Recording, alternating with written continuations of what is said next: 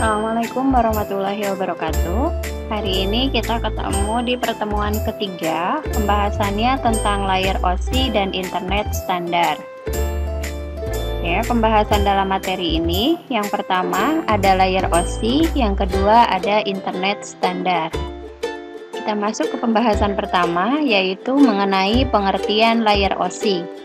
The Open System Interconnection (OSI) atau layer OSI adalah susunan atau kerangka jaringan yang diimplementasikan melalui protokol jaringan dalam 7 lapisan berbeda. 7 OSI layer ini sebuah konsep dan teori untuk memetakan sebuah sistem dalam jaringan, sedangkan fungsinya berbeda-beda untuk setiap layer OSI yang bersangkutan. 7 layer OSI. Di sini ada 7 lapisan layer OSI, dimulai dari yang pertama ada layer fisikal, kedua ada layer data link, ketiga ada layer network, keempat ada layer transport, kelima ada layer session, keenam ada layer presentation, dan ketujuh ada layer application. Kita akan membahas satu persatu fungsi dan pengertian dari masing-masing lapisan. Yang pertama, di sini lapisan yang pertama bukan lapisan application, tetapi lapisan fisikal. Lapisan fisikal atau physical layer adalah lapisan pertama. Sesuai dengan namanya, physical layer berarti merupakan lapisan yang berhubungan dengan fisik. Layer fisikal ini berhubungan erat dengan fungsi persinyalan dan merupakan layer yang paling dekat dengan hardware atau perangkat keras jaringan secara fisik. Fungsi physical layer: 1. Mendefinisikan media transmisi jaringan, 2. Mendefinisikan metode persinyalan, 3. Sinkronisasi bit data, 4. Mendefinisikan arsitektur jaringan, 5. Mengaplikasikan topologi jaringan, 6. Melakukan proses pengkabelan, 7. Mendefinisikan LAN card atau NIC dalam bekerja dengan gelombang radio. Lapisan yang kedua yaitu lapisan data link layer.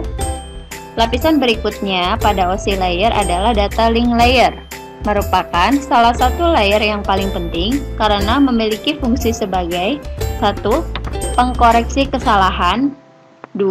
Menentukan bagaimana setiap bit dari data dikelompokkan ke dalam frame, 3. Pengalamatan perangkat keras, 4. Menentukan bagaimana sebuah perangkat keras dapat beroperasi. Terdapat 2 level pada lapisan data link layer ini, yaitu yang pertama, Logical Link Control atau LLC. Kedua, Media Access Control atau MAC. Kita lanjut ke layer ketiga, yaitu Network Layer. Lapisan selanjutnya adalah Network Layer. Fungsi utama dari Network Layer ini adalah untuk membantu mendefinisikan alamat IP atau Internet Protocol, sehingga setiap komputer dapat terhubung dengan satu jaringan. Selain itu, fungsi lain dari Network Layer adalah 1. Membuat header pada paket-paket data, 2. Melakukan proses routing. Fungsi dari beberapa hardware jaringan seperti router dan juga fungsi hub berjalan pada layer ini dengan cara melakukan pemecahan paket data dan juga melakukan proses routing. Kemudian, layer yang keempat ada Transport Layer. Sesuai dengan namanya, Transport Layer merupakan lapisan OSI yang memiliki tugas sebagai pengantar. Fungsi utama dari transport layer pada lapisan OSI ini adalah 1.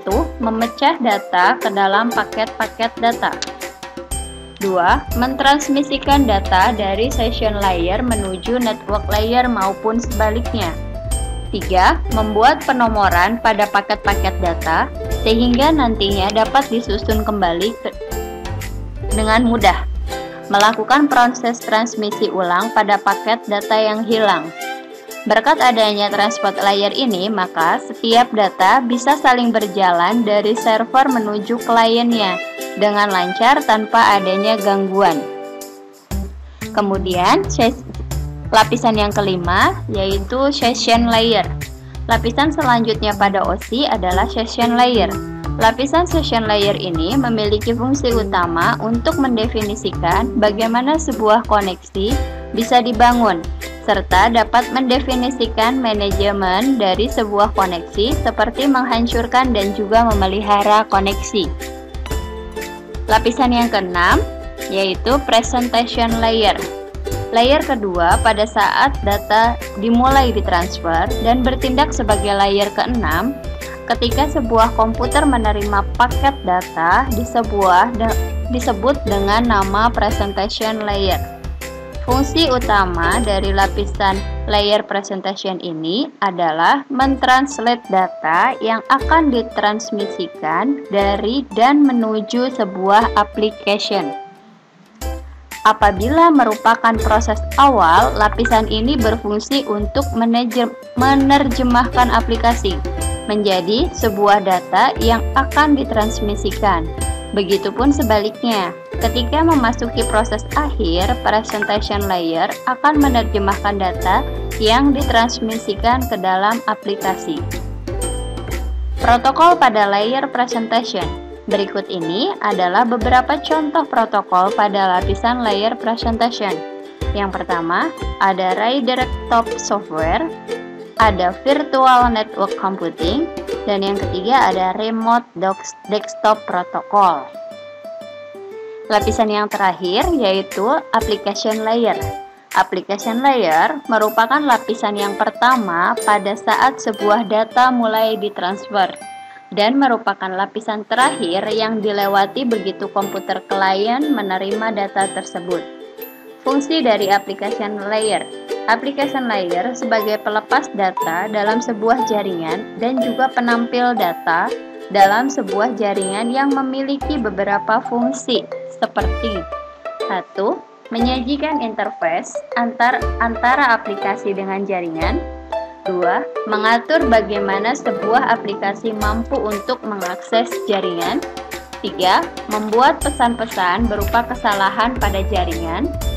4. Menampilkan display dari sebuah jaringan. Protokol pada layer application. Ada beberapa protokol yang ditempatkan pada application layer ini, yaitu ada HTTP, 2 SMTP, dan 3 NFS. Itu adalah 7 lapisan atau 7 lapisan layer OSI yang terdapat di dalam sebuah model referensi dari OSI. Setiap paket data yang ditransmisikan melalui jaringan nantinya akan melewati layer-layer tersebut sebelumnya akhirnya terkoneksi satu sama lain. Kita lanjut ke pembahasan selanjutnya, yaitu tentang Internet Standar. Di dalam Internet Standar ada 4 bagian. Yang pertama ada Internet Society atau ISOC. ISOC adalah badan personal yang mendukung, memfasilitasi, serta mempromosikan pertumbuhan internet. Sebagai infrastruktur komunikasi global untuk riset, badan ini juga berurusan dengan aspek sosial dan politik dari jaringan internet. Yang kedua, ada IAP atau Internet Architecture Board. Adalah badan koordinasi dan penasehat teknis bagi Internet Society. Badan ini bertindak sebagai review teknik dan editorial akhir semua standar internet. Badan ini memiliki otoritas untuk menerbitkan dokumen standar internet yang dikenal dengan Request for Comment atau RFC. Tugas lain dari badan ini adalah untuk mengatur angka-angka dan konstanta yang digunakan dalam protokol internet seperti nomor port, tipe hardware, ARP, dan lain-lain. Tugas ini dilegalisasikan ke lembaga yang disebut IANA atau Internet Assignment Number Authority. Kemudian yang ketiga ada IRTF. IRTF memiliki orientasi pada riset-riset jangka panjang. Dan yang terakhir ada IETF atau Internet Engineering Task Force. ialah badan yang berorientasi untuk membentuk standar internet. Badan ini dibagi menjadi 9 kelompok kerja, misalkan aplikasi, routing, dan addressing atau keamanan komputer, dan bertugas menghasilkan standar-standar internet untuk mengatur kerja badan ini. Dibentuk sebuah badan yang bernama Badan Internet Engineering Steering Group atau ISEG. Demikian penjelasan mengenai layar OSI dan internet standar. Untuk tugasnya nanti akan diupload di e-learning sekolah kita. Terima kasih. Demikian penjelasan dari Ibu. Wassalamualaikum warahmatullahi wabarakatuh.